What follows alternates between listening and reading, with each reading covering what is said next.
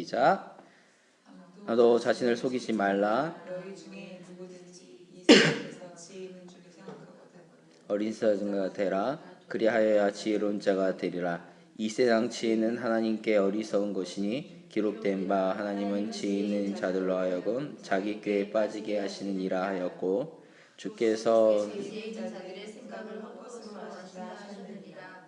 그런즉 누구든지 사람을 자랑하지 말라. 만물이 다 너희 것임이라. 바울이나 아볼로나 게다나 세계나 생명이나 사망이나 지금 것이나 장래 것이나 다 너희 것이요 너희는 그리스도의 것이요 그리스도는 하나님의 것이니라. 예, 말씀을 보면요. 보시면 자, 그 전에 저희 얘기했던 거를 좀 하시면 우리를 성전으로 말씀하셨어요. 성전이라고 말씀하셨고, 그 성전에 대한 의미는 제가 말씀드렸어요. 기억하시는지 모르겠네요. 성전의 의미, 구약과 신약에서의 성전의 의미는 하나님의 임재입니다. 하나님이 함께 하신다라는 상징적인 의미를 갖고 있어요. 그러면 그 하나님이 우리와 함께 하시는 것, 그런 우리가 하나님의 성전으로서 하나님께서 우리와 함께 하시는 그런 사람이 어떻게 살아야 될 것인가에 대한 얘기가 18절부터 이 얘기입니다. 자, 말씀을 보니까요. 아무도 자신을 속이지 말라라고 이야기합니다. 속인다라는 표현이 나오죠. 자, 속이는 것. 그게 뭘까요? 자신을 속이지 말래요. 자신을 속이지 말라고 이야기를 하는데 이것에 대한 의미를 좀 잘 아셔야 됩니다. 아무도 자신을 속이지 말라고 이야기하는 것은 쭉 넘어가셔야 돼요. 쭉 넘어가셔서 창세기에서 찾으셔야 돼요. 답은 창세기에 있습니다. 창세기에서 뱀이 하와와 아담을 꼬실 때 했던 거예요. 그게 속이는 거예요. 그래서 성경에서 사단은 우리를 미혹해 하며 그리고 우리를 속인다라고 이야기하고 있어요. 자, 자신을 속이는 게 뭘까요? 그 밑 다음번에 보시면 어떤 걸 속이는 거죠? 너희 중에 누구든지 이 세상에서 지혜 있는 줄로 생각하는 거야. 지혜 있는 거. 그러니까 자, 창세기 3장에서 보시면 무엇을 이야기했죠? 선악과를 보면 먹으면 뭐 어떻게 된다고요? 하나님처럼 된다. 예, 하나님처럼 된다고 했고, 그 얘기를 들은 하와 씨께서 딱 보니까 먹음직도 없고 보암직도 없고 지혜롭게 탐스럽기도 했다라고 했어요. 선악과가 굉장히 탐스러웠을까요? 아니에요. 사단이 미혹을 받아서 그렇게 보이는 거죠. 그러면 오늘날도 마찬가지인 거죠. 오늘날도 여기서 지금 바울 사도가 계속 지적하는 게 뭐예요? 지적하는 게 자신을 속이지 말라. 너희 중에 누구든지 이 세상에 지혜 있는 줄로 생각하거든. 그 다음이 뭐예요? 어리석은 자가 이렇게 반어법적으로 얘기하는 거죠. 그러니까 우리는 지혜롭다고 생각해요. 지혜 있다고 생각하는 거죠. 굉장히 위험한 생각 중에 하나입니다. 우리가 지혜가 있다라고 생각하시는 것은 굉장히 위험해요. 내가 지혜가 있기 때문에 하나님 의지하지 않는 거예요. 그러니까 성경에서 말하고 있는 지혜, 성경에서 말하고 있는 것, 이것은 그냥 궁극적으로 뭐냐 하면 나를 의지할 거냐 하나님을 의지할 거냐 이거예요. 이 차이예요. 그냥 더 이상 없습니다. 그래서 지혜하면, 성경에서 지혜하면 누가 떠오르시나요? 솔로몬이죠. 솔로몬이 잠언에서 전도서에서 결론 내는 게 있어요. 뭐냐 하면 여호와를 경외함이 모든 지식의 근본이라고 얘기하고 있고, 지혜의 근본은 하나님을 알아가는 거라고 얘기하고 있어요. 그러니까 성경에서 말하는 지혜는 뭐냐면 내 것을 의지하지 않는 거예요. 그런데 사단은 계속 얘기하고 있어요. 뭐라고 얘기하고 있겠어요? 너는 지혜롭다는 거죠. 너의 것으로 하라는 거예요. 그것이 사단입니다. 근데 우리는 그것을 몰라요. 굉장히 오늘날 영적으로 어두워졌다라고 표현되는 것 중에 하나가 뭐냐면 그것을 분별을 못 하세요. 우리 앉아 계신 우리 성도님들 어떠신가요? 어떠세요? 어떠세요? 내가 할 수 있나요? 좀 인생을 살아보시면 내 맘대로 안 돼요라고 표현하시는 거예요. 그것은 알죠. 그것은 인정하죠. 그런데 그러니까 오늘날 이제 딱딱딱 TV를 트시면 CTS든 CBS든 뭐 아무튼 기독교 방송을 들으셔도 너무 많은 부분에 대해서 할 수 있다라고 표현하고 있어요. 성경에서는 우리는 할 수 없다라고 표현하고 있거든요. 근데 오늘날 수많은 강대에서 뭐라고 선포가 되냐면 당신은 할 수 있어 이렇게 얘기하는 거예요.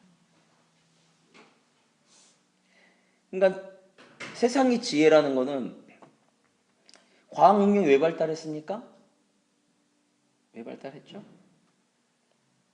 역사적인 걸 좀 아셔야 돼요. 과학문명이 발달하게 된 이론이 토대가 있어요. 그 토대가 진화론이에요. 그 진화론이 토대가 되어서 그 진화론 이후에 산업혁명이 일어났어요. 왜냐하면 그 전까지는 신본주의 사회에서 이제 르네상스 넘어가면서 뭐 인본학이 발달하는 거였지만 다시 고전으로 돌아가서 우리가 그것을 끌어오자 뭐 이렇게 표현했었지만 과학 문명이 발달된 시점은 어떤 거였냐면 그 문해혁명 이후에 진화론이 이론적인 배경이 되면서 진화론의 핵심이 뭡니까? 진화론의 핵심이 뭐죠? 진화론이 뭐예요? 이게 뭐예요? 대치골이잖아 이거는. 뭐예요? 변화되는 거예요. 변화되는데 어떻게 변화돼요? 무엇을 가지고? 인간의 노력으로 변화되는데 그것이 이제 근거가 되는데 뭐냐면 그 환경 속에서 적응해야 돼요. 적응 못하면 어떻게 돼요? 도태돼요. 적응과 도태라는 이 표현을 통해서 우리가 그러면 이 땅에서 적응하려면 어떻게 돼요? 이 땅을 다스려야죠. 어떻게 다스리실래요? 누구 걸로? 내 힘으로. 신본주의는 그 전에 신본주의는 뭐예요? 그 전에 그래도 진화론이 나오기 전까지는 그래도 인본학이 발달하면서 좀 그런 어떤 신에게로부터 벗어나려고 하는 인간의 몸부림은 있었지만 뭐냐면 진화론을 통해서 우리 스스로가 인간이 신이 될 수 있다라고 표현되어졌어요.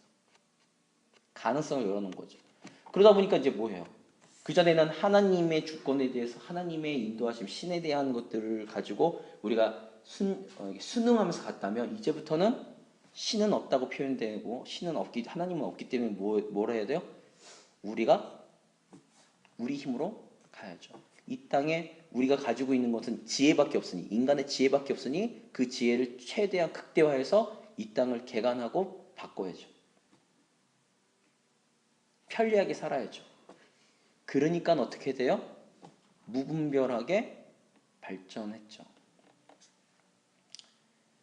그러니까 그런 거예요. 인간 지금도 지혜가 뭐예요? 많은 얘기가 있잖아요. 예전에 요즘은 다 또 사라졌는데 한 3년 전인가 4년 전만 해도 클론의 윤리적인 문제가 대두가 되었습니다. 이유가 뭘까요? 클론 왜 만들어요? 인간 클론 복제하잖아요. 복제 왜 해요? 영혼을 살고 싶어서? 네. 영생에 대한 인간의 꿈이에요. 근데 내가 사는데 누가 이 세상에서 많이 오래 살고 싶겠어요? 돈 많은 사람, 권력 가진 사람이에요. 지금 내 삶은 힘들어 죽겠는데 영원히 살고 싶으세요? 지옥이에요 거기가.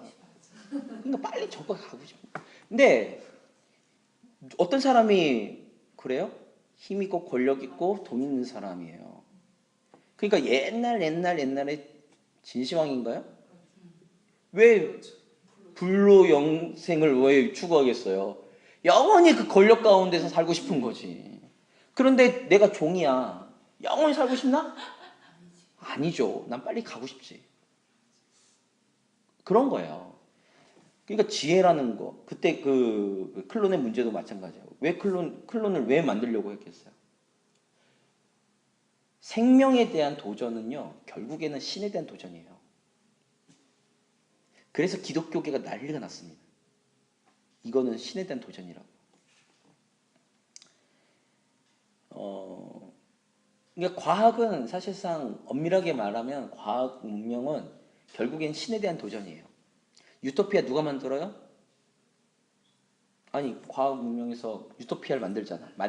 유토피아를 만들자 이 얘기를 해요. 유토피아를 만들어요. 만들면 뭐예요? 누가 만들어요? 인간이 만들어야죠. 인간이 만드니까 뭐해요? 유토피아를 만들려면 범죄가 없어야 되잖아요. 첫째로. 그래서 예전에 마이너리티 리포트인가? 그 영화 보신 적 있으신지 모르겠는데 그 영화가 그러니까 스티븐 스필버그 영화는요 굉장히 어려워요. 아, 이 사람은 사고방식이 참 독특했는데 아무튼 그 마이너리티 리포트가 뭐예요? 범죄 없는 사회를 만든 유토피아였어요. 어떻게 해요? 그 예언하는 세 사람이 있죠? 그 세 사람이 뭐예요? 범죄가 일어날 만한 모든 일들을 다 미리 제거해요. 그러니까 뭐 하는 거겠어요? 인간이 통제하죠. 결국에 유토피아라는 것은 무엇이냐면 통제예요. 통제로 가는 거죠.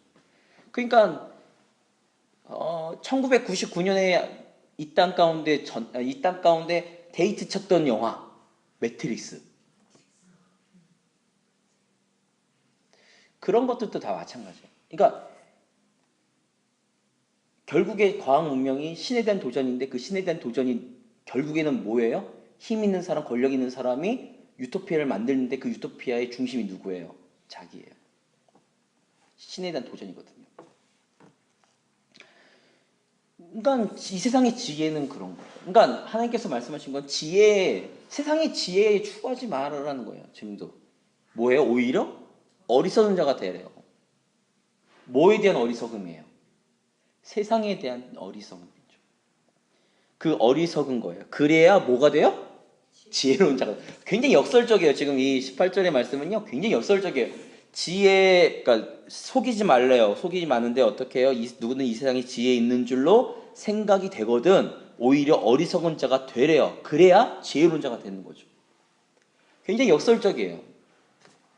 그러니까 어리석은 자, 세상의 지혜에 대해서 어리석은 자가 되면 누구에 대해 어떤 것에 대한 지혜로운 자가 되겠어요? 하나님의 것에 대한 지혜로운 자가 되죠. 그 얘기를 하고 있습니다.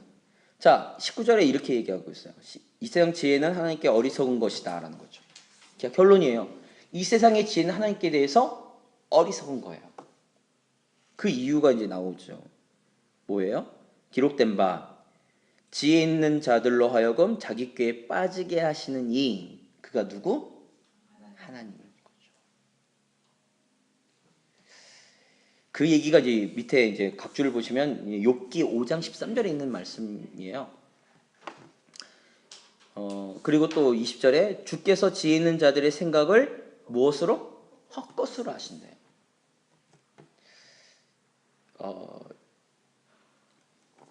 혹시 애들이랑 대화하시면서 이런 장난 쳐보셨는지 모르겠는데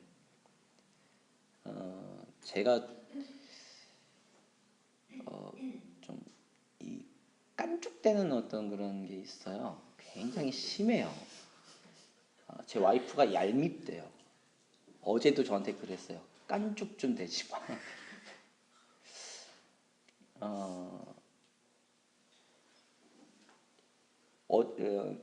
요번 주 화요일 날 빌리 훈련에 사랑방이 간증을 갔어요. 간증을 갔는데 사랑방이 간증을 가는데 사랑방이 다 누구예요? 여자들이잖아요.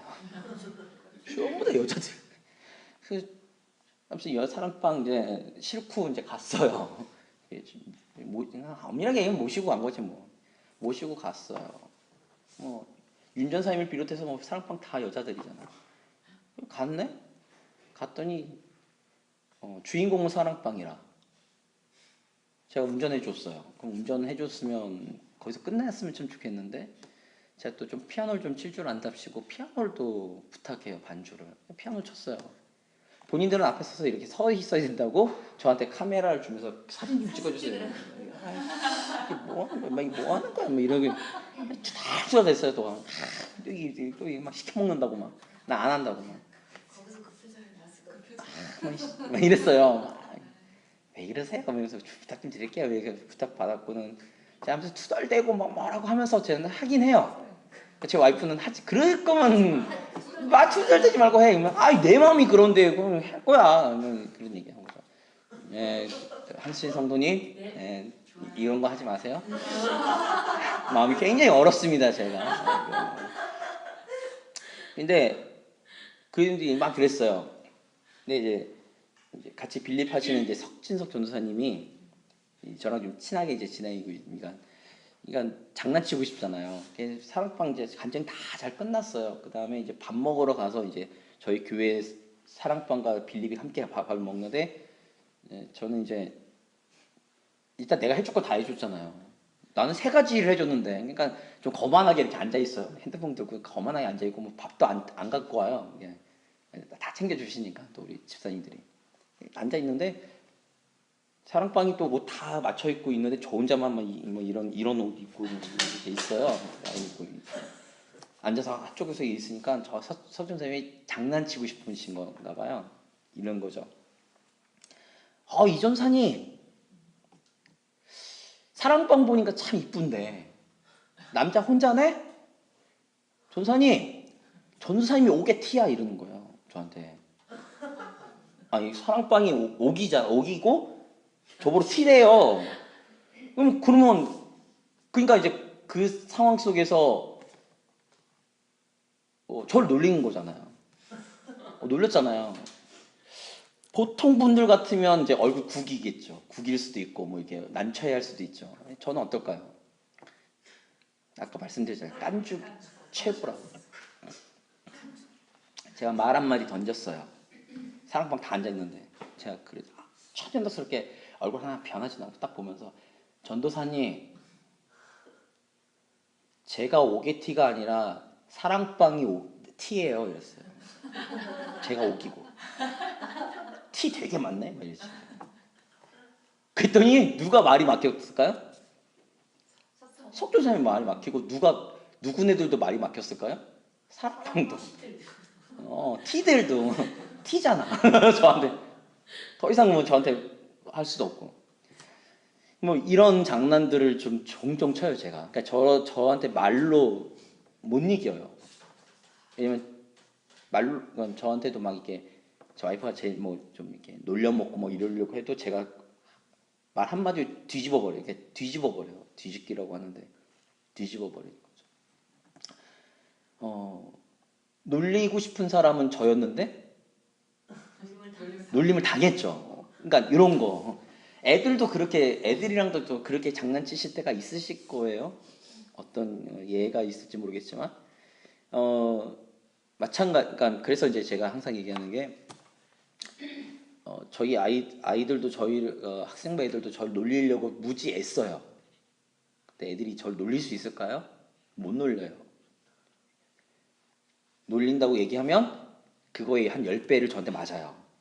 그래서 제가 얘기하죠. 수준 안 되는 게임 하지 마. 이래. 너희는 나한테 수준이 안 돼. 나한테 덤비지 마. 뭐 이런 얘기를 하는 거죠. 이 얘기를 제가 왜 드리냐면 사람 사이에서도 마찬가지예요. 사람 사이에서도 이렇게 이제 깐쪽 대마왕한테 누가 깐쪽대는 거는 이거는 꾼한테 덤비는 거잖아요. 그거는 게임이 안 돼요. 그러니까 사람 사이에서도 그런데 이 땅에 모든 걸 창조하시고 이 땅을 모든 것을 다스리시고 모든 지혜가 있으신 지혜의 근본이신 하나님이 보실 때 세상에 있는 사람들의 지혜는 오죽하겠냐는 거죠. 네? 헛것으로 하신다. 왜 헛것으로 만들어 버리시는 거예요. 그러니까 하나님께서 헛것으로 안 하시는 게 아니고 그냥 헛것을 만들어 버리시는 거예요. 아무리 지혜롭게 얘기해도 하나님께서 그냥 입김 한번 푹 부시면 그것이 그냥 헛것이 돼 버려요. 아까 제가 말씀드렸잖아요. 저를 놀리려고 던진 그 말들을 저는 한마디로 제가 뒤집어 버리는 것처럼 하나님께서도 그러신다는 거죠. 아니 저도 그게 뒤집는데 하나님은 오죽 뒤집으실까? 그냥 이 땅을 다 뒤집어 버리시면 되지. 그러니까 세상의 지혜로운 자들은 하나님께서 어떻게 해요? 그러니까 그렇게 뒤집어 버릴 수 있다라는 것을 바울 사도가 얘기하는 거죠. 바울 사도가 공부를 못한 인간이 아니기 때문에 이 말을 하는 거예요. 그러니까 그래서 하나님의 나라는 말에 있지 않냐고 능력이 있다고 얘기한 것처럼요. 이게 지혜가 세상에서 말하는 지혜를 하나님께서는 뒤집어 버릴 수 있어요. 그러니까 우리는 하나님 앞에서 나 하나님 내가 지혜가 조금 더 하나님 내 거 이거 다 필요 없는 거죠. 필요한가? 그냥 무릎 꿇으시는 게 나아요. 그냥 기도하실 때도요. 주여 그냥 이 문제 난 어떻게 했지 모르니까 그냥 좀 해결 좀 해달라고 그냥 그렇게 부르짖는 게 제일 속 편해요. 하나님이 역사하시면 되니까.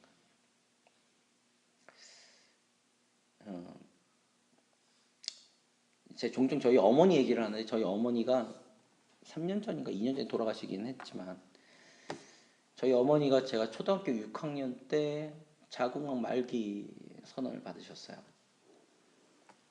말기 선언을 받으시고는 검사를 받은 게 이게 의사가 얘기하는데 뭐라고 얘기하냐면 수술 안 하면 3개월, 수술하면 6개월 이러셨어요. 수술을 했을까요? 안 했을까요? 수술하셨어요.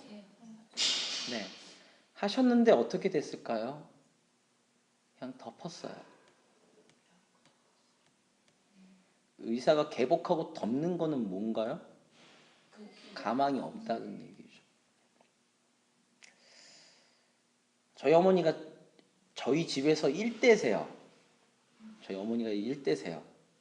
그러니까 외갓집, 친가 다 합쳐서 저희 어머니가 처음이에요. 저희 어머니가 뭐 해줬겠냐는 거죠. 뭐가 좋겠어. 저희 버려두고 기도원 들어가셨어요.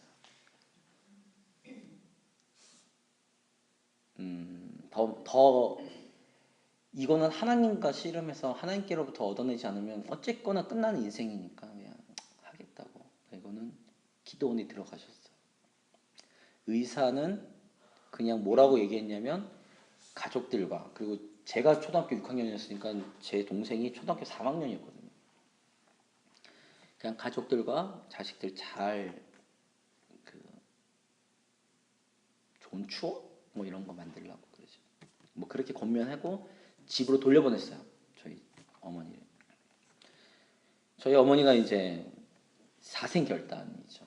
사생결단 이런 표현을 근데 사생결단하셨어요. 저희 아무것도 모르는 저희 두 형제를 버려두시고 저희 아버지 버려두시고 기도원으로 쫓아 올라가셔서 기도원에서 한 달에 한 번 얼굴 뵀어요. 그것도 집으로 오신 게 아니고요. 저희가 찾아가야 되는데 저는 또 가는 게 너무 귀찮아서요. 저는 안 갔어요.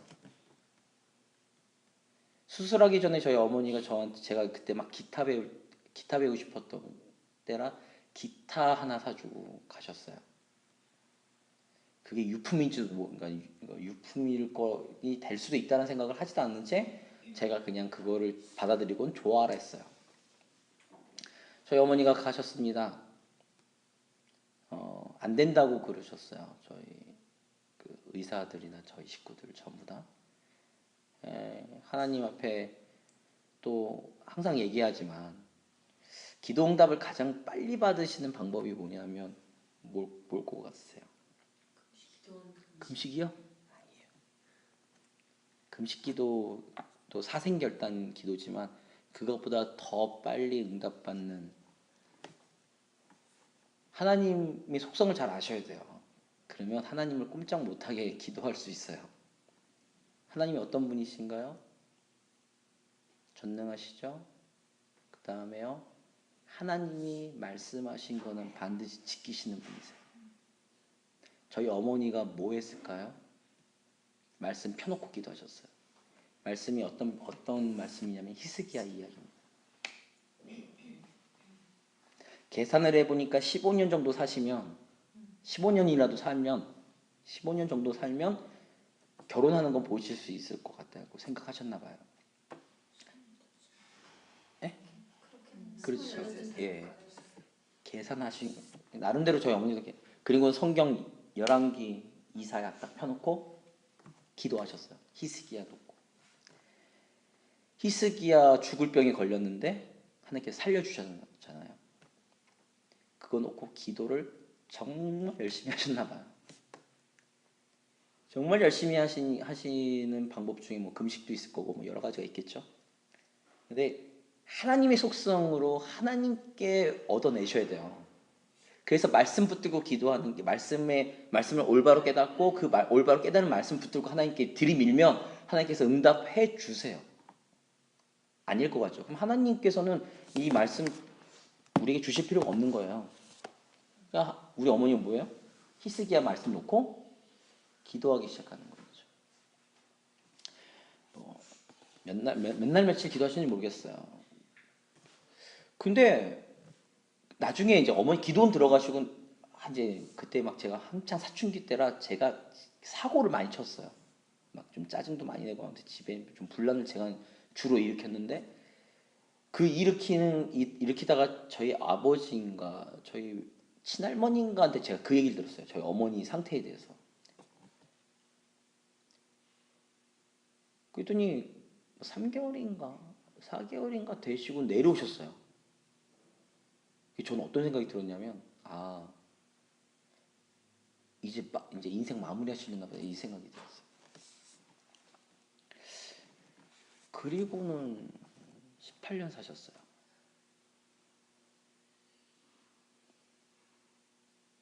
하루는 저희 어머니가 기도하는데 배가 너무 아프시더래요.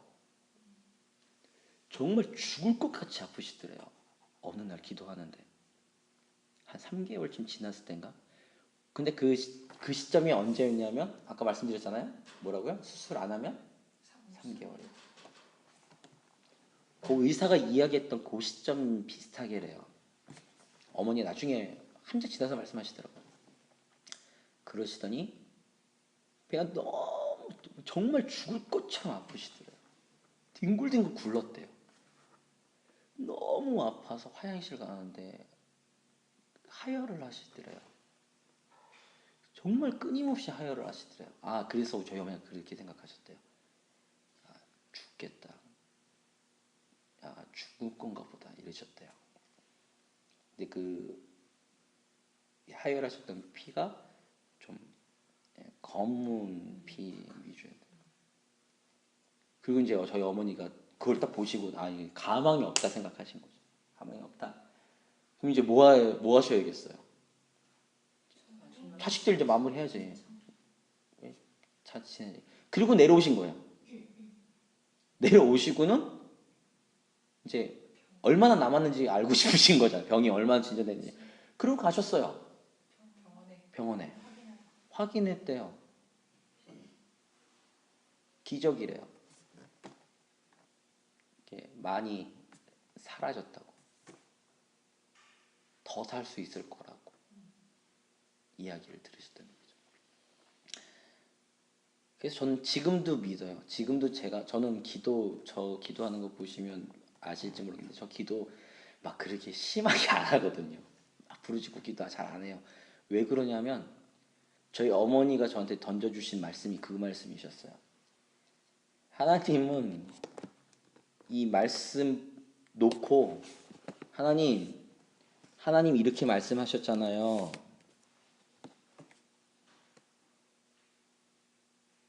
들어주세요. 그럼 들어주신대. 이 말씀의 원래의 뜻을 정확하게 알면. 그래서 그 이유를 제가 신학교 가서 알았어요. 신학교 가서 이유가 뭐냐면 하나님은 한 번 말씀하신 거는 본인이 말씀하신 거는 반드시 지키시니까. 근데 우리는 부르짖기만 하면 되는 줄 알아요. 그러니까 예수님께서 기도 가르치실 때 이렇게 가르치신 거죠. 아버지의 뜻을 놓고 기도하는 거예요. 아버지 뜻을 놓고. 그러면 이루어지는 거죠. 그러니까 예수님께서 요한복음 15장에 이렇게 말씀하셨어요. 너희가 내 안에 내가 너희 안에 거하면 내 말이 너희 안에 거하면 무엇인지 구하라. 그러면 어떻게 되는 거예요? 무엇인지 이루어진다 말씀하셨어요. 근데 우리는 그것을 알 생각이 없는 거지. 하나님의 뜻이 뭔지, 하나님께서 뭐라고 말씀하시는지 알 생각이 없고 그냥 달라고만 하는 거죠. 그냥 달라고 하면 애들에게 주십니까? 네? 안 줘요. 줘요? 안 줘요. 그래서 이 마음을 아는 제가 엄마들 계신데 이런 이거 오픈하면 안 되는데 부모님 설득하는 방법에 대해서 가르쳐요. 애들한테. 부모님 설득하는 방법에 대해서 가르쳐요. 이 노하우는 안 가르쳐 드릴 겁니다. 왜냐면 이거는 우리 애들이 써먹어야 되니까. 그러니까 그러지만 제 말이 신뢰성이 있으니까 이 말은 안 가르쳐 드릴 거예요. 근데 부모님들도 움직이게 만든 방법이 있어요. 절대 빠져나가지 못합니다. 자식들이 그렇게 하면. 알려주세요. 싫어요. 우리 애들 친정 엄마 아빠 좀 움직여보게. 그렇지 않대요. 그거와는 좀 다른 문제예요 지금. 그러니까 우리 집사님들에게 제가 말씀드리고 싶은 거는 인간의 지혜, 인간은 안 돼라고 하는데 하나님이 역사하시면 된다는 걸 말씀드리고 싶은 거예요. 저희 어머니 예를 들어서 말씀드리고 싶었던 거였어요. 그러니까 세상의 것들을 의지하실 게 별로 없으세요. 별로가 아니라 거의 없어요. 머리 쓰는 사람들 치고 결국에는 그 머리 쓴 것 때문에 가요. 그게 악인이에요. 그러니까 우리는 그러잖아요. 신앙생활 열심히 하면서 하는 게 뭐냐면 하나님, 우리는 열심히 하나님 뜻대로 사는데 악인들은 더 잘 되는 것 같아요. 이래요. 잘 되는 것처럼 보이시죠? 안 돼요. 제가 어제 우리 와이프한테 얘기 듣고는 깜짝 놀랐습니다. 어느 가수 얘기 듣고는 깜짝 놀랐는데 가수가 돈을 잘 벌어요. 네. 예. 그러니까 화려하거든요. 그리고 그 친구는 움직이는 게 중소기업보다 더 움직여요. 돈이. 그리고 돈을 많이 벌어요. 그랬는데 어제 우리 앞에 한 얘기 듣는데 뭐 빚이 10억이라며. 10년 동안 모은 돈 다 날리고 10억이라며. 그 얘기 들으면서 제가 그런 생각이 들었어요. 이게 왜요? 인터넷 찾아보세요. 네. 동생이 날렸어요 엄마랑. 네, 그런 얘기 하지 마시고요. 그거는 찾아보세요. 그러니까 제가 말씀드리고 싶은 건 뭐냐면 이게 좀 안타까운 마음이 들었어요. 참 열심히 살았는데 내가 봐도 열심히 살고 있는데 좀 마음이 아프다 이 생각이 들었어요. 그러니까 어떻게 할 거야? 그러니까 우리가 볼 때는 저 사람 참 그래. 근데 그 아닐 수 있거든요. 다른 문제가 있을 수 있고 그것은 본인이 해결할 수 있는 문제가 아닐 수 있는 거고. 그러면서 이제 제가 얘기하는 게 이게 좀 머리가 좋다고 생각하는 사람들이 이리저리 막 미꾸라지처럼 막 빠져나가는 그런 사람들을 보면서 제가 결국에는 뭐를 보냐면 결국엔 그 머리 쓴 것 때문에 망해요. 아닐 것 같으시죠? 나중에 보시면 알아요. 그러니까 하나님 가만히 놔두시는 거예요. 왜요? 악인이 스스로의 자기의 꾀에 자기가 넘어가게끔 놔두시는 거예요. 하나님께 심판하실 필요도 없어요. 심판할 필요도 없어요. 악인은요. 왜냐하면 스스로 불구덩이로 들어가요. 자기가 스스로 무덤 파서 가요. 그게 지혜거든요. 하나님의 지혜. 그러니까 우리는 지금 당장의 현 상황만 보고서 이거는 왜 하나님께서는 불공평하시지? 뭐 이렇게 말씀하실 필요가 없어요. 그래서 자기 꾀에 빠지게 하시고 헛것으로 만드시죠. 자, 그래서 21절에 누구든지 사람을 자랑하지 말라. 만물이 다 누구 거예요? 너희 거래요. 이거 말 잘 이해하셔야 됩니다. 너희 건데 왜 너희 거 우리 게 되죠? 누구 때문에? 하나님 때문에. 그 얘기가 거긴 거죠. 바울이나 아볼로나 게바나 세계나 생명이나 사망이나 지금 것이나 장래 것이나 다 너희 것인데 너희는 누구의 것? 그리스도의 것, 그리스도는 누구의 것? 하나님의 것이라는 거죠. 그러니까 결국에 하나님에 속한 거예요. 그래서 갑자기 성경이 생각이 안 나는데 저기 어디야? 그 구약에 보면 세계가 다 하나님께 속했다라고 표현하고 있어요. 그렇게 이해를 하셔야 됩니다. 내 인생은 왜 이래? 뭐 이게 생각하시는 분들 계시면요. 아직 하나님을 잘 모르셔서 그런 거예요. 하나님을 좀 잘 아시면 그 가운데 하나님의 뜻을 발견할 수 있습니다. 자, 4장 1절에서 5절까지 읽겠습니다. 같이 읽겠습니다. 시작. 사람이 마땅히 우리를 그리스도의 일꾼이요 하나님의 비밀을 받은 자로 여길지어다. 누구나 강사들에게 구할 것은 충성이니라. 너희에게나 다른 사람에게나 판단하는 것이 내게는 매우 작으니라. 나도 나를 판단하지 아니하노니 내가 자책할 아무것도 깨닫지 못하나 이로 말미암아 그로다 답을 얻지 못하노라. 다만 나를 심판하실 이는 주시니라. 그러므로 내가 여기서 곧 주께서 오시기까지 아무것도 판단하지 않으라. 그가 어둠에 감추인 것들을 드러내고 마음의 뜻을 나타내시리니 그때 각 사람에게 하나님으로부터 칭찬이 있으리라. 자, 이제 전제가 나와요. 전제가 나오는데 자, 사람이 마땅히 누구를? 우리를. 우리가 누구죠? 그리스도인.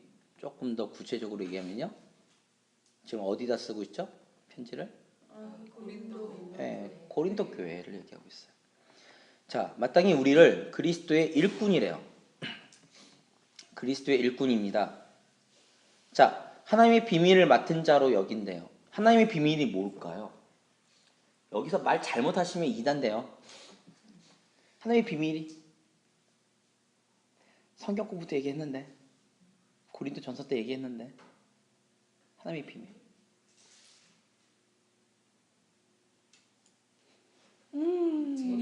아니에요. 하나님의 비밀. 십자가.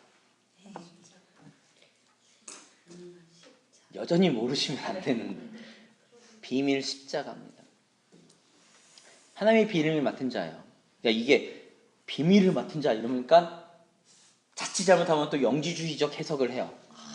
또 새로운 걸 아나 보다. 이런 건 이제 큰일 나요. 이제 비밀 뭘까? 비밀 하나님 내가 하나님 비밀을 뭐 맡기셨다는데 그 뭘까요? 하나님 알려주세요. 이러시면 안 돼요. 우리는 미리 알았어요. 받았어요. 십자가예요.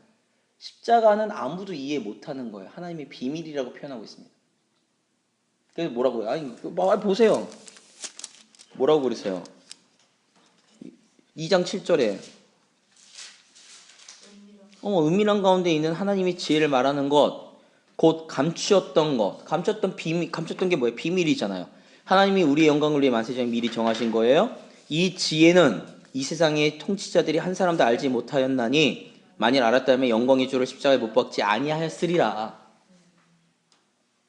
그러니까 우리의 하나님의 비밀은 뭐예요? 십자가예요. 이 고린도전서 4장의 이 하나님의 비밀을 이렇게 해석해버리면 이제 아까 말씀드린 것처럼 뭐 새로운 게 있나? 이렇게 해석하면 이제 큰일 납니다. 2단 가요. 3단 가고. 자, 비밀을 맡은 자래요. 그 비밀은 아까도 말씀드렸어요. 십자가입니다. 그래서 십자가의 비밀을 맡은 자로 여긴 거죠. 그래서 어떻게 해요? 맡은 자들에게 무엇을 구해요? 충성을 구해요. 자, 그러면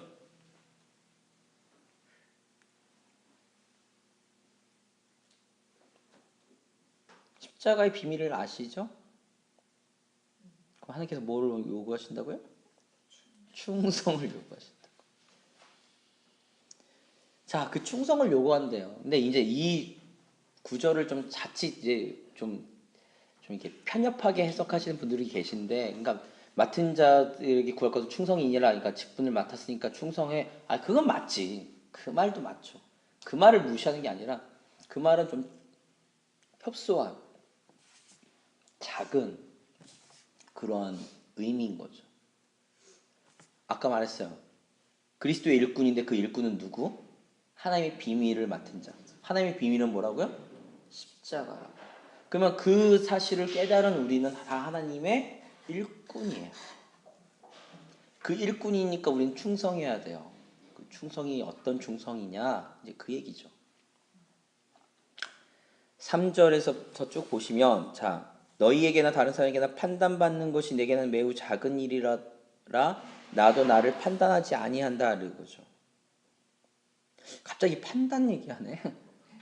판단하지 말래요. 그리고 의롭다함을 얻지 못한다라는 거죠. 그러면서 나를 심판하시는 오직 누구? 주님이신 거죠. 그래서 주님이 오실 때까지 아무것도 판단하지 말래요. 어두운 것을 다 드러내고 마음의 뜻을 나타내실 그 심판의 때에 그때 하나님께서 판단하신다는 거죠.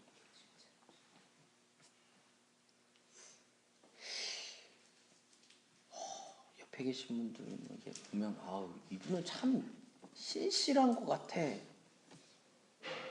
뭘로 보고 신실하다고 얘기하나? 예배 잘 드리니까? 아닌 것 같아요. 그죠? 물론 그것은 하나의 평가할 수 있는 기준이 될 수는 있지만 그것을 가지고는 얘기하기는 좀 힘들다고 봅니다. 예를 들어서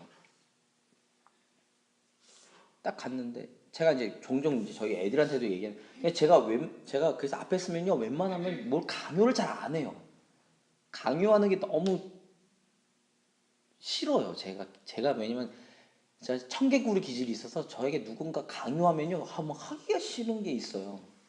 한 번은 제가 중고등학교 때 그 열심을 가지고 있을 때 어느 교회에 무슨 예배가 있다고 해서 갔어요. 그 금요기도인가 하면서 갔어요. 집회를 한다고 갔는데 그때 제 마음이 너무 안 좋은 거예요. 너무 안 좋다 못해 제가 뭐가 있었냐면 하나님께 좀 불만이 있었어요. 하나님께 향한 내 불만이 있었어요. 근데 예배는 드려야 될 것 같고, 그러니까 왜냐하면 모태신앙이다 보니까 왠지 좀 비껴나가면 좀 그런 사인이 와요. 이렇게 사인이 와요. 그러니까 예배는 드려야 될 것 같은데 하나님께 내가 좀 말 못할, 그러니까 좀 아무튼 가득 불만이 차 있었어요. 하나님께 불만이 쌓여 있는 사람들의 특징이 뭘까요? 예배 자리에 와 있는데 입도 뻥끗하고 싶지 않아요. 경험들 있으시죠? 정말 입도 뻥끗하고 싶지 않아요. 근데 제가 그 예배의 자리를 갔어요. 그럼 저는 믿음이 있는 건가요? 없는 건가요?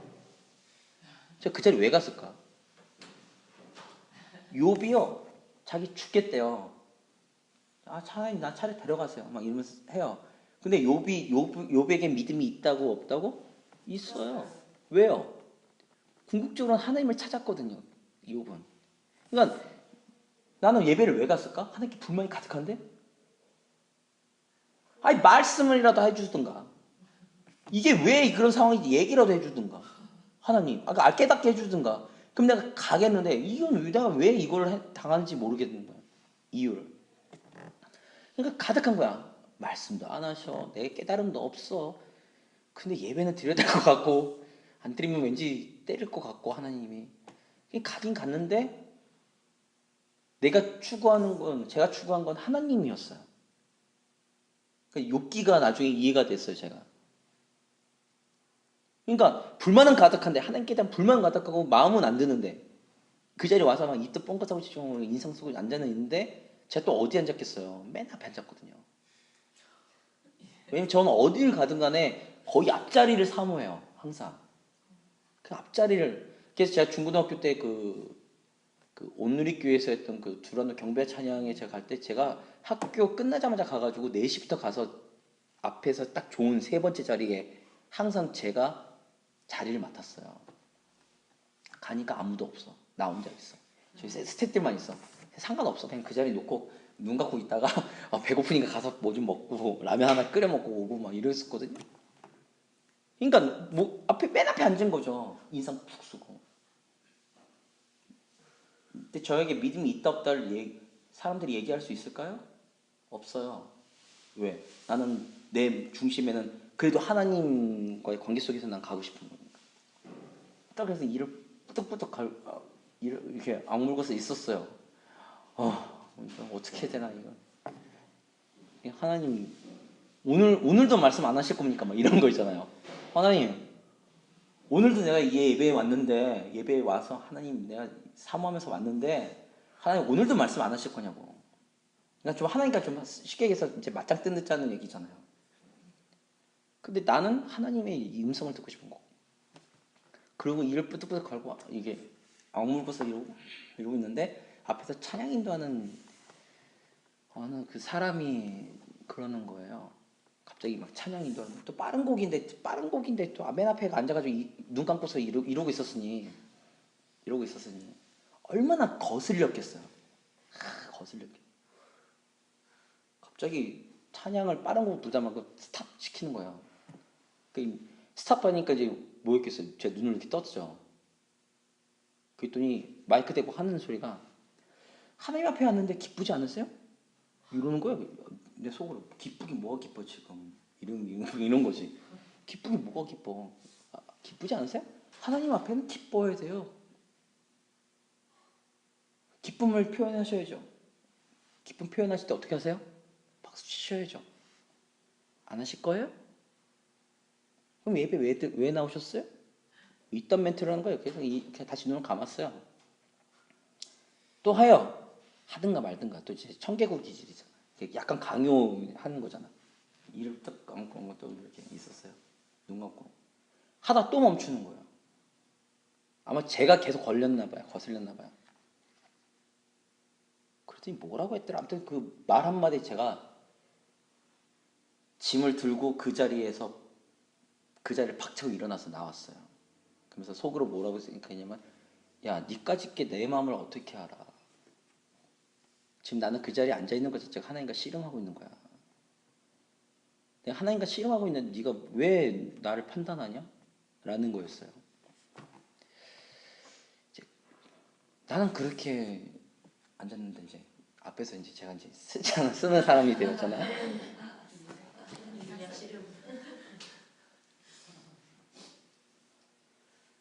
저는 왜 안 하세요? 이렇게 얘기를 해야 되는가? 동료는 할 수 있지만 그것에 대한 정죄는 하면 안 되는 거고 판단하면 안 되는 거거든요. 어떻게 알아 우리가 사람의 마음을. 그래서 저는 웬만하면 강요를 안 하려고 노력해요. 이 얘기는 제 학생부 애들한테도 했어요. 난 너희들한테는 얘기는 잘 안 할 거다. 왜냐면 그거는 너희들이 상황을 내가 모르는데 그걸 획일적으로 일률적으로 만드는 건 사실상 누구 때문에 그렇게 만들까요? 앞에서 있는 저 때문에 그런 거야. 내가 거슬리는 거야 지금. 제가 거슬리니까 왜 안 하세요? 이러는 거지. 안 기쁘세요? 막 이러는 거. 안 기쁘세요? 하나님께 나왔는데 하나님께 나와서 다 기뻐야 되나요? 시편의 말씀에 절대 그렇게 나와 있지 않습니다. 믿음은요.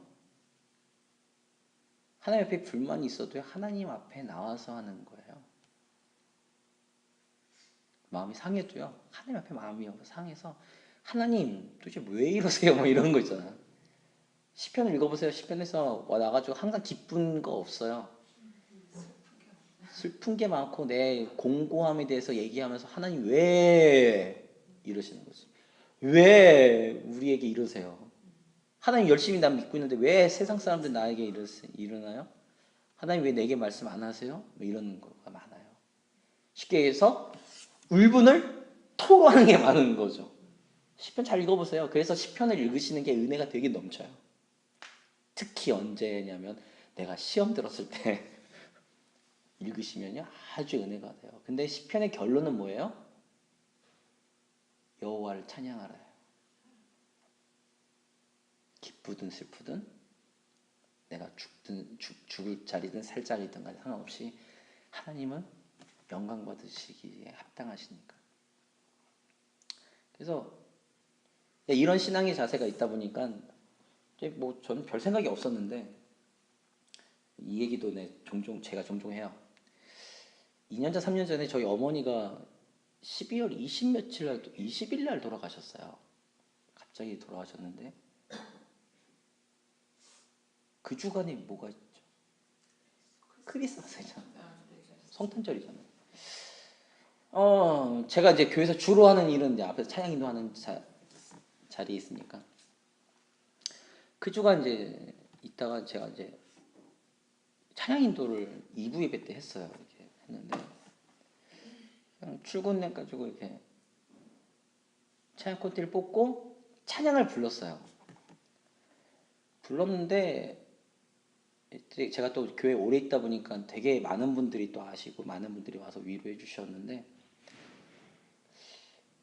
앞에 찬양 인도라는데 제가 빠른 곡을 부르고 있었고 빠른 곡을 이제 제가 항상 이제 좀 느린 곡 빠른 곡 느린 곡을 이렇게 순서대로 부르니까 막 하다가 빠른 곡에 부를 때 제가 빠른 곡을 부르는데 순간 지금까지 그런 느낌 처음 받아봤어요. 저희 성도님들이 불렀는데 갑자기 성도님들 얼굴이 낯빛이 되는 거예요.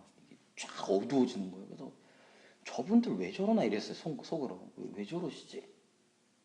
그랬더니 평상시에는 박수도 치시고 뭐 이렇게 하는데 분위기가 영 안 좋은 거예요. 이분들이. 그래서 왜들 저러시나 내가 뭘 잘못했나 아니면 오늘 기분 안 좋은 일 있으시나 이러는데 아무튼 저를 보는 낯빛이 너무 안 좋으셨어요.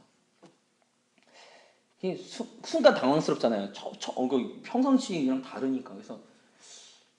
그리고 앞에서 예배를 인도하다 보면 우리 성도님들 오시는 시간이 정해져 있어요. 들어오시는 순서가 다 있어요. 몇 시에 오시고 몇 시에 오시고 몇 시에 오시고 제가 다 알아요. 몇 시에 오시는지 이게 있어요. 그러니까 오시는 분은 거의 동일하거든요. 그 시간. 이상한 거예요. 그 순간 제가 또 이제 머리가 이제 빨리 도니까 왜 그러지? 이러고는 이제 원인을 분석해야 되잖아. 분석을 딱 했어요. 그러면서 아무 생각 없이 저 앞에 있는 모니터를 딱 봤어요. 가사를 봤어요. 가사가 오 이 기쁨인 거야. 아, 저분들이 나를 보는 마음이 지금 그래서 그런데 제가 그걸 부르고 있으니까 굉장히 안쓰러우셨나 봐요. 이 괴리감 속에. 아니 난 진짜 좋았는데 난 정말 기뻤거든요. 좋았거든요. 그래서 부르면서 되게 기쁘게 불렀는데 저분 앉아 계신 성도님들이 오히려 낯빛이 안 좋은 거야. 그래서 왜 저러시나 이랬는데 그러더라고요. 그러니까 판단은 아무도 못 하시는 거예요. 옆에 계신 분들과 판단하실 때 그런 거 갖고 너무 판단하시려고 드시면 안 돼요.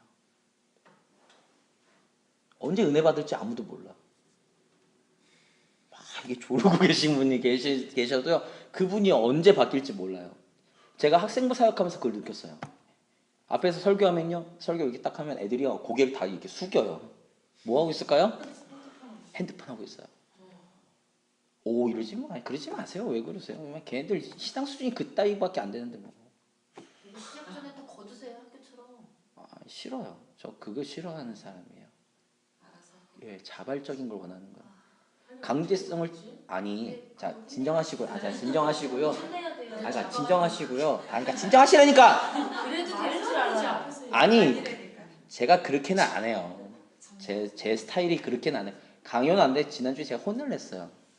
그래서 뭐라고 혼냈냐면 혼을요. 야 니네 걷어 이렇게 얘기하면요. 애들이요. 뭐부터 생기냐면요. 또야 이러네요. 근데 전 자발적인 걸 되게 원하는 스타일이라 지난주엔 좀 심했어요. 애들이 좀 심해서 제가 그랬어요. 설교하다가 그런 비슷한 얘기가 어떻게 나왔어. 나와가지고 제가 했어요. 뭐라고 했냐면 이제 이렇게 얘기했어요. 어떤 분이 이런 얘기를 하셨어요. 뭐라고 얘기했냐면 그리스도인들이 그 말 듣고 제가 충격 먹었는데 그리스도인들이 예수를 닮는 게 그리스도인이잖아요. 예수를 닮지 못하면 세상의 기준이라도 가라고 얘기했어요. 어느 그 독설가가. 근데 그 얘기를 제가 이제 애들한테 한 거죠. 야 어느 사람이 그러더라. 예수님처럼 닮아가는 게 그리스도인인데 그리스도인처럼 닮아가고 예수님처럼 그런 작은 예수가 되지 못할 거면 세상에서 말하는 기준이라도 쫓아가라고 얘기하더라. 적어도 세상에서 통용되는 거라도 얘기하라고 하더라. 그러니까 그 통용되는 것을 지키려고 노력이라도 하라고 얘기하더라. 근데 우리는 얼마나 방종하는 거냐, 이 인간들아. 너희들 세상에서 영화관에 가서도 핸드폰 울리면 사람들이 째려본다. 왜? 공공장소니까. 근데 너희는 하나님 앞에 예배 드리는데 핸드폰을 쳐다보고 있냐? 막 이랬어요. 저희 애들이 어땠을까요?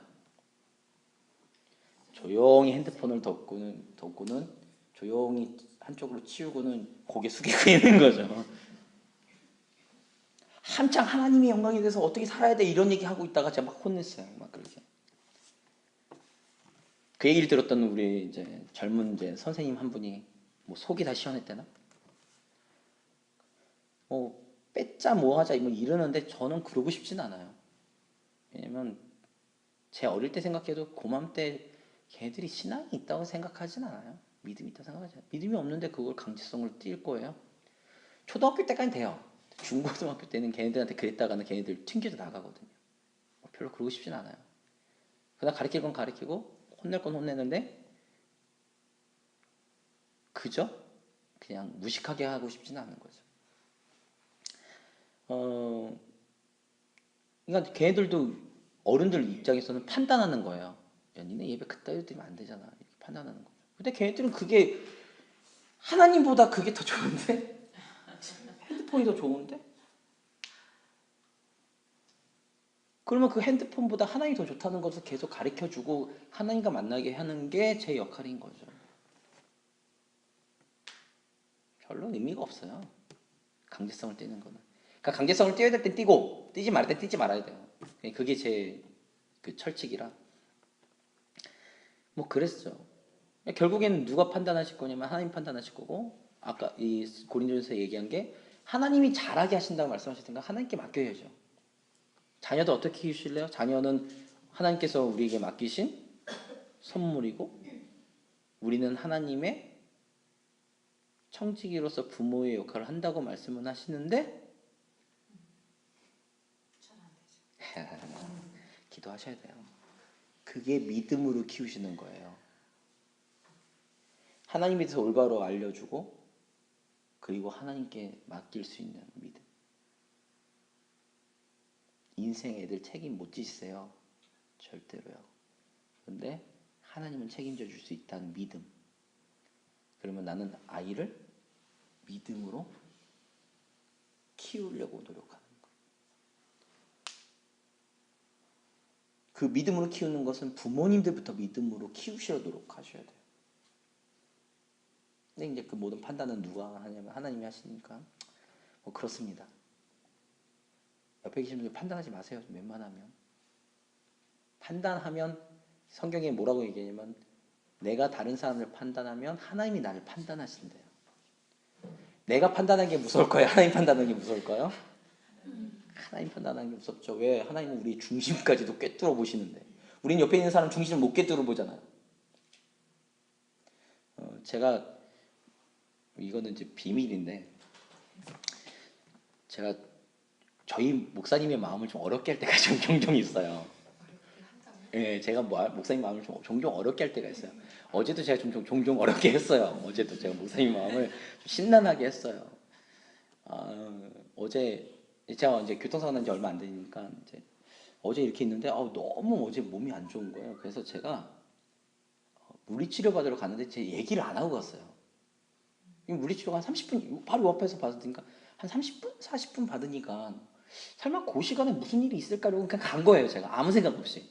얘기는 하고 갔어야 되는데 얘기를 안 하고 그러니까 누구 잘못이면 내 잘못이거든. 갔어요. 물리치료 받고 딱 왔는데 핸드폰이 장난이 아닌 거예요. 놓고 가셨구나. 핸드폰을 두고 가셨어. 아니 여기다 놓고 안 가고 갖고는 가는데 이제 한쪽에다 놓고는 이제 물리치료 받은 거예요. 또 제가 시킨 건 좀 잘 하는 스타일이에요. 핸드폰 들고 가지 말라며. 잘 안 들고 가요. 이렇게 빼놓고. 왜 물리치료실 못 들고 핸드폰 하지 말라며. 잘 안 들고 갈 때가 있어요. 한쪽에 이렇게 박혀 있어요. 한번 가보세요. 이렇게 있어요. 딱 왔는데 뭐 전화가 뭐 6통, 뭐 문자 4통 막 이거 많이 딱 봤더니 막 난리가 났어요. 사무실이 초토가 됐어요.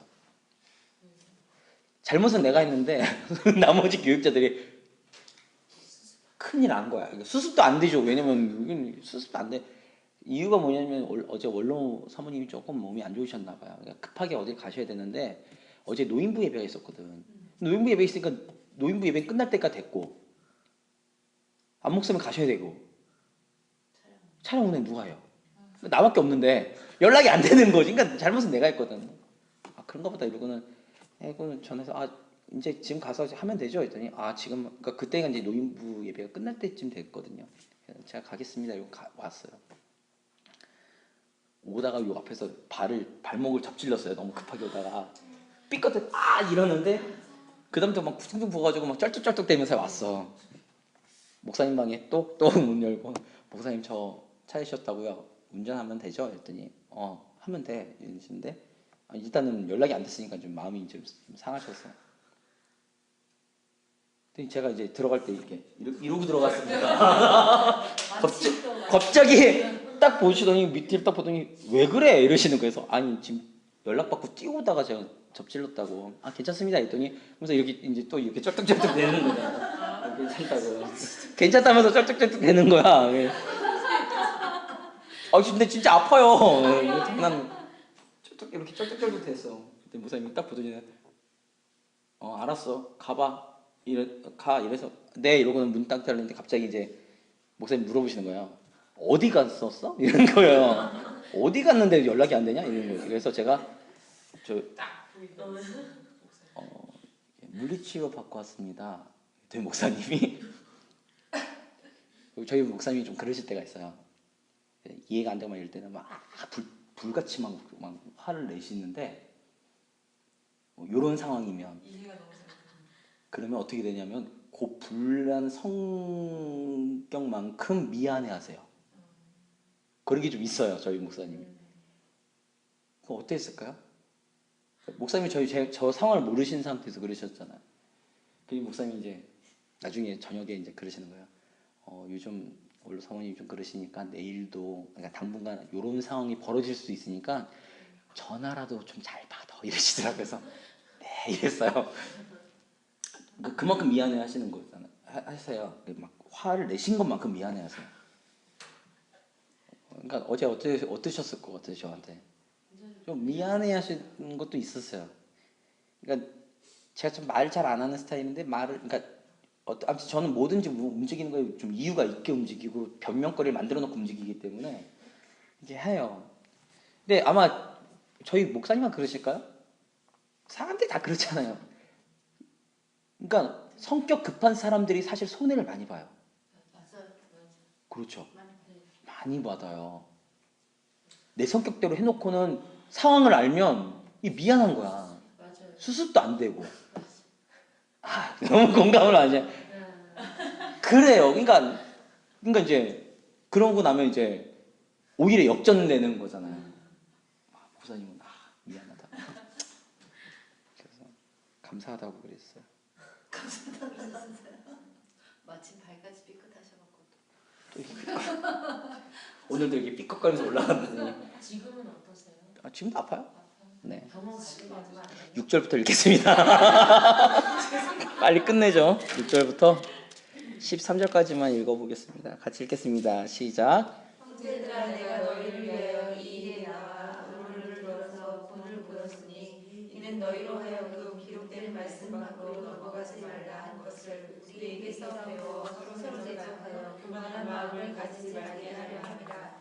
누가 너를 날달리 별하느냐 내게 있는 것 중에 받지 아니할 것이 무엇이냐 내가 받았은즉 어찌하여 받지 아니할 것 같이 자랑하냐. 너희가 이미 배부르며 이미 풍성하며 우리 없이 왕이 되었도다. 우리가 너희와 함께 왕으로 사기 위하여 참으로 너희가 왕이 되기를 원하노라. 내가 생각하건대 하나님이 사도의 우리를 죽이기로 작정된 법사같이 끄트머리에 주셨으되 우리는 세계 곧 천사와 사람에게 구경거리가 되었노라. 우리는 그리스도 때문에 어리석으나 너희는 그리스도 안에서 지혜롭고 우리는 약하나 너희는 강하고 너희는 존귀하나 우리는 비천하여 바로 이 시간까지 우리가 줄이고 목마르며 헐벗고 배만이며 정처가 없고 또 수고하여 스스로 일을 하며 모욕을 당한 즉 축복하고 박해를 받은 즉 참고 비방을 받은 즉 권면하니 우리가 지금까지 세상에 걸어온 것과 마무리된 찌꺼기 같이 되었더라. 자, 보시면 6절의 말씀이 근거입니다. 자, 6절의 말씀에 형제들아 내가 너희를 위하여 이 일에 나와 아볼로를 들어서 본을 보였다라고 얘기하는 거죠. 자, 본을 보였습니다. 본을 보인 이유가 뭘까요? 말씀 받고 넘어가지 말라는 것을 배우게 하기 위해서입니다. 그래서 서로를 대적하고, 그러니까 제가 지금 계속 고린도전서 전반부에 계속 말씀드렸던 것이 뭐냐면 전제가 뭐예요? 고린도 교회 분쟁이에요. 그러니까 서로를 대적하여 교만한 마음을 가지지 않게 하기 위해서죠. 싸우는 거는요, 니 잘났네 내 잘났네 갖고 싸우는 거예요, 사실은요. 그렇죠? 니 잘났다 내 잘났다 하는 이유가 뭘까요? 내가 남을 깔보는 거죠. 그건 교만입니다. 다른 사람들을 판단하는 거는 교만한 거예요. 사실은요. 그 일에 가장 노출되는 건 저고요. 앞에 서 있다 보니까 판단을 좀 잘해요. 잘하는 게 있어요. 그럴 때마다 하나님이 날 판단하시나? 그래서 이러나? 이렇게 쩔뚝쩔뚝. 가끔 그럴 때가 있습니다. 그래서 교만하지 않게 해요. 그래서 누가 너를 남달리 구별하느냐라는 거죠. 남달리 구별한 것은 누굴까요? 하나님이시고요. 중요한 건 여기 있습니다. 8절에 보면 너희가 이미 배부르며 이미 풍성하며 우리 없이도 왕이 되었다는 거죠. 자, 재밌어요. 교회의 지도자인 바울과 아볼로가 더 이상 필요가 없습니다. 누가요? 고린도 교회가요. 고린도 교회가 이미 배부르대요. 이미 풍성하죠. 그래서 어떻게 해요? 본인들이 왕이 되었죠. 사사기에 보면 왕이 없으므로 사람들마다 자기 소견대로 행하니라 라고 이야기해서 사사기에서 나와 있는 시대는요, 굉장히 어두운 영적인 어둠의 시대예요. 교회가 은혜가 떨어지고 교회가 영적으로 분란이 생기기 시작하는 건 뭐냐면 바로 이런 겁니다. 교회의 주인은 교회의 주인은 그리스도이신데 그리스도에게 맞추는 것이 아니라 누가 왕이 돼요? 우리 각자가 왕이 되는 거죠. 그래서 분쟁이 있는 거예요. 왕이 하는 일이 뭘까요? 왕이 하는 일이 뭐예요? 첫 번째가 통치, 두 번째가 재판이에요. 이게 왕권입니다. 이 두 가지. 그러니까 솔로몬이 첫 번째 들여서 먼저 구한 게 뭐예요? 자기가 왕이 됐으니까 지혜를 구한 거예요. 이 백성을 잘 다스리고 잘 판결하기 위해서. 그것에 대한 시험을 시바 여왕이 오기 전에 있었죠? 두 창녀가 아이가 죽었네, 뭐 그런 판결. 그걸 솔로몬의 판결이라고 하잖아요. 그러니까 왕은 두 가지인데 우리가 왕이 돼요. 그럼 뭐예요? 두 가지를 하려고 하겠죠. 교회 안에서 뭐예요? 통치하려고 하죠. 누구를? 옆에 있는 사람들. 통치하려고 하니까 뭘 해야 돼요? 내가 직분이 있어야죠. 그러니까 뭐 해요? 권력 다툼을 해요. 두 번째가 뭐라고요? 재판이요. 그 뭐 할까요? 판단하고 다녀요. 정죄, 판단. 그 판단은 우리가 너 아웃이야 뭐 이렇게 얘기할까요? 안 하죠. 어디서 해요? 뒤에서 하죠. 잘하시네요. 뒤에서. 많이 해본 경험이. 뒤에서 해요. 사람들을 판단하지 말라고 했고 판단하시려는 오직 주님이시라고 말씀하셨는데 우리가 판단하는 거죠. 그런 교회에 다니고 싶으세요? 아니요라고 하시는데 우리가 그런 교회를 만들고 있을 수도 있어요. 그러진 않으셨으면 좋겠습니다. 제 개인적인 부탁은. 자, 그래서 왕 노릇 되는 거죠.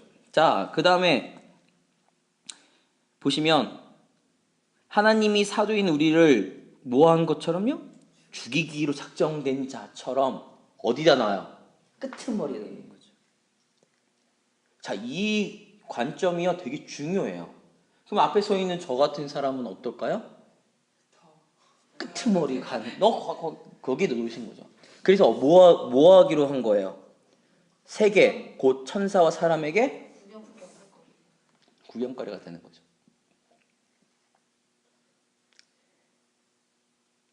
이 얘기에 제가 이제 하고 싶은 말은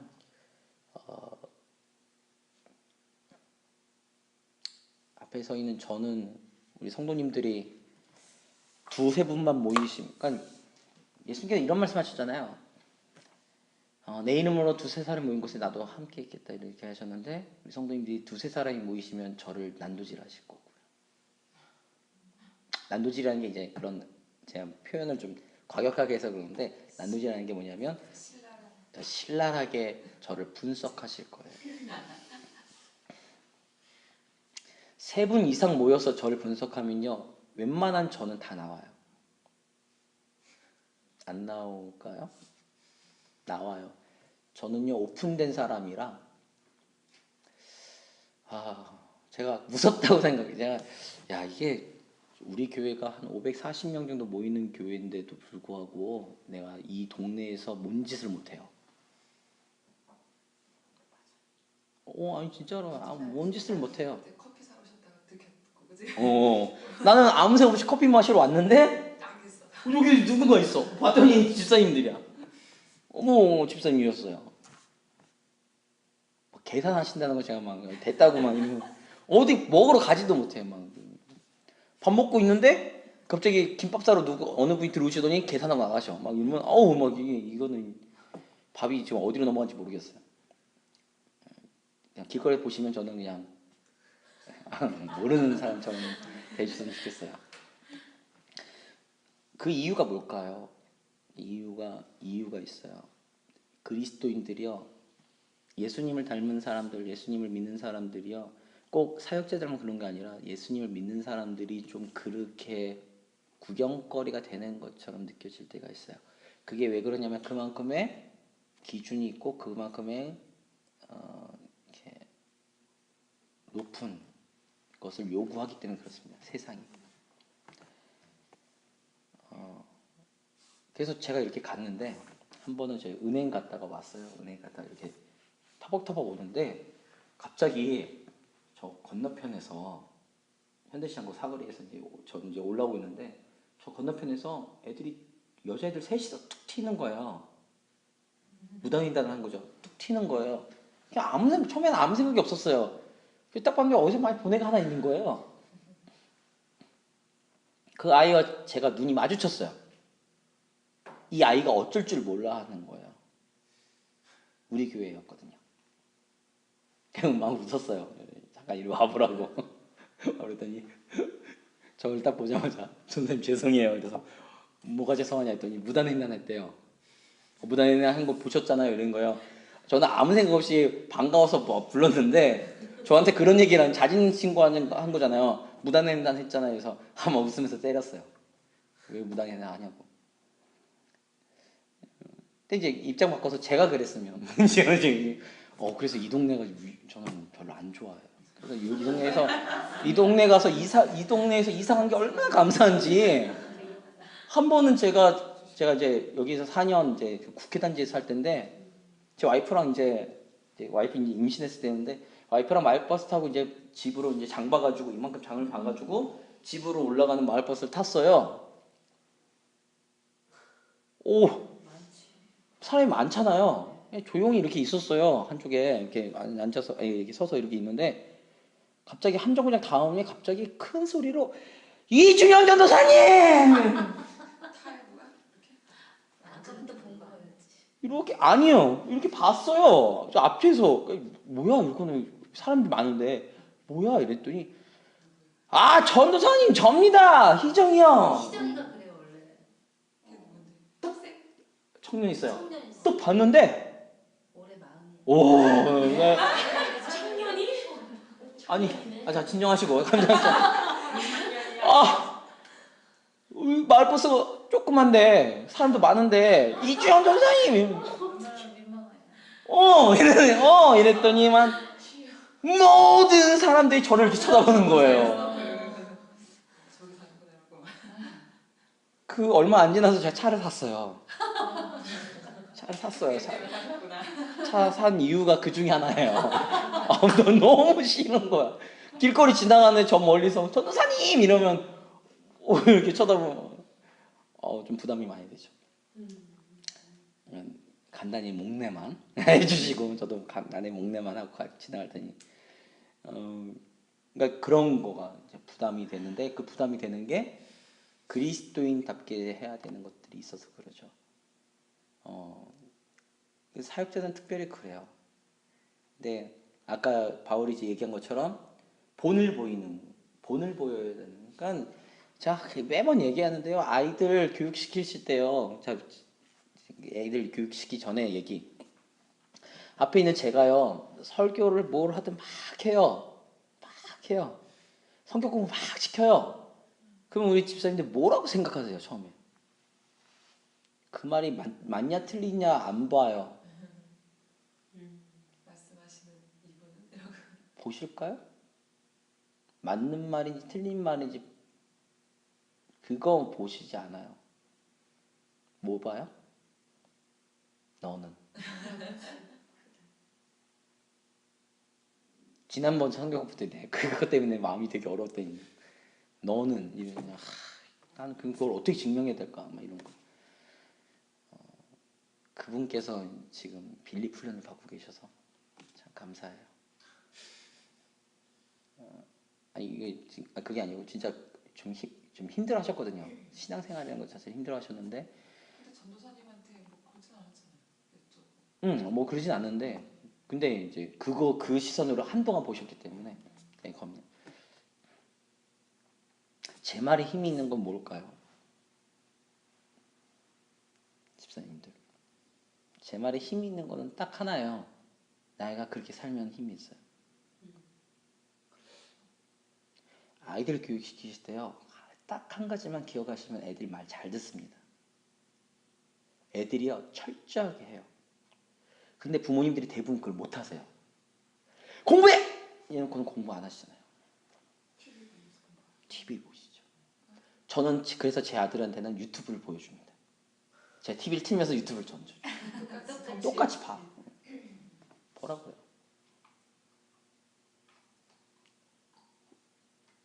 제 와이프는 들어오면 책이라도 봐! 이러는데 난 지금까지 성경책 보고 설교 준비해서 왔는데 내가 또 봐야 되냐고 집에까지 와서 봐야 되냐고 막 이러는.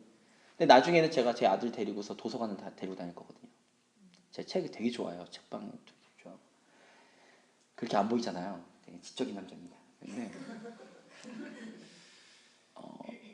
아이들이 그거 봐요.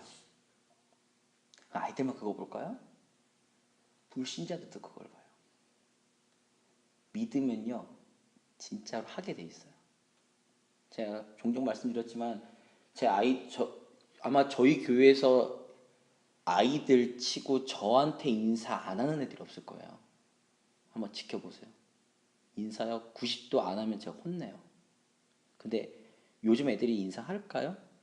제 처음 교회 왔을 때 제가 제일 당황스러웠던 게 뭐냐면 저희 교회 애들이 인사를 안 해요. 어른들한테 인사를 안 하더라고요. 누구에게도 인사 안 하면 담임 목사님한테도 인사를 안 했어요. 그래서 제가 열이 띵 받았어요. 가르쳤죠.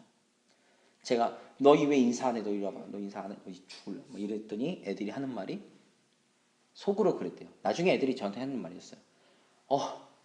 또 권위적인 또 전사님 하나 오셨다 이런 거. 권위적인 전사님. 저 전사님 슬근슬근 피해 다니는 저 도망가고. 애들이 막 혼내고 있었어요. 야, 니네 그따위로 하면 안 되지. 막 혼내고 있는데 갑자기 어느 권사님이 지나가셨어요. 막 인상 쓰면서 혼내다가 권사님이 지나가시길래 웃으면서 인사했어요. 안녕하세요. 애들이 저한테 그랬어요. 전사님 이중인격 아니세요? 어쩜 그렇게 변하세요? 그래서 제가 애들한테 그랬어요. 야, 너희들이 잘못해서 내가 너희들한테 혼내는 건 내가 너희들보다 어른이니까 혼내는 거야. 내가 너희들한테 인사를 강요하는 건 내가 너희보다 어른이니까 인사를 강요하는 거지. 근데 너희들한테 인사해야 되나? 누가 먼저 인사해야 돼? 니네가 먼저 하나 인사해야지. 근데 지금 지나가신 분 누구야? 권사님이야. 나보다 어른이 아니야? 어른이잖아. 그러니까 권사님이 지나가니까 내가 권사님 눈 마주치면서 권사님한테 90도로 안녕하세요 인사한 거 아니냐. 근데 인사하는데 너희한테 화냈다고 해서 내가 인상 쓰면서 권사님 안녕하세요 이렇게 인사할 수 있냐 이거지. 없어. 그 말 한마디 하고 난 이후에 애들이 저한테 너 왜 인사 안 해? 이러면 애들이 와가지고 제 앞에서 90도 인사하고 가요.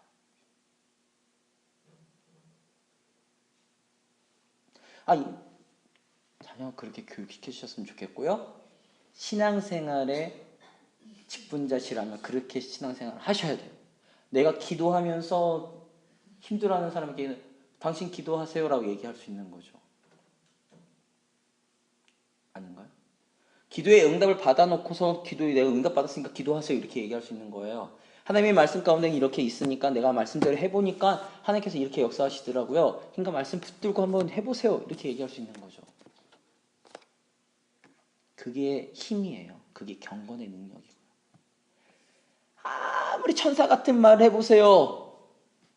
우리 집사님들 천사 같은 말 하면 제 말 좋아요 이렇게 말씀하실까요? 그런 말은 너무 많이 들으셨거든. 그러니까 그게 힘들어요. 사역하는 게. 우리 집사님들도 그 부분들을 잘 이해하셨으면 좋겠고요. 그렇게 신앙생활 하셨으면 좋겠어요.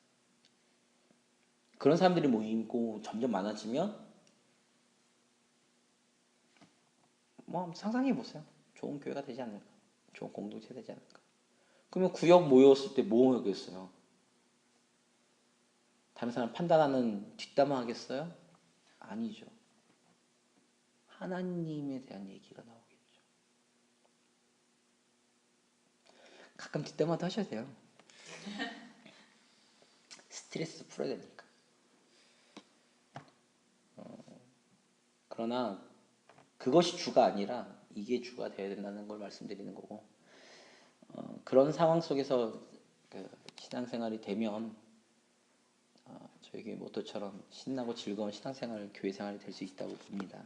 그러니까 보시면 여기에 쭉 보시면 오히려 사도라고 이야기하는 바울과 아볼로는 어떻다고 말하냐면 어떻죠?